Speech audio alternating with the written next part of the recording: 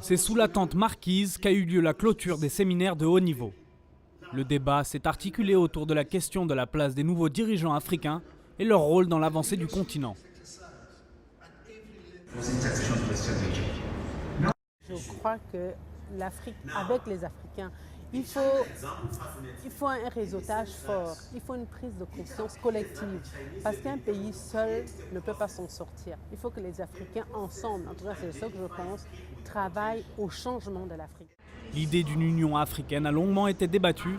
Les leaders africains, mais aussi des réactions de personnes venues du monde entier, ont échangé sur la question.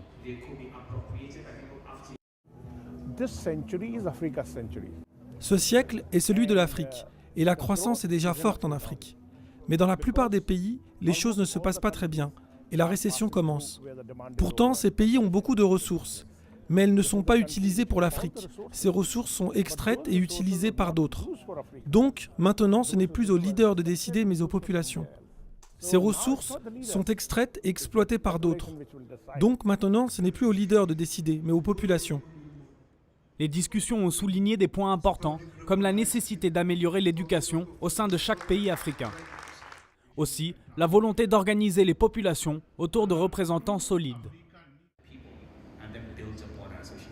What is important is how do we now turn that potential into reality.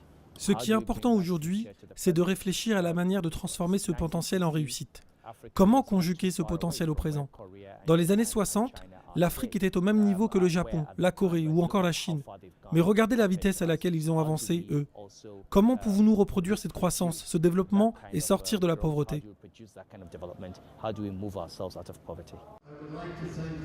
Les échanges se sont terminés sur une note positive, invitant les peuples d'Afrique à continuer leur route sur la voie du changement.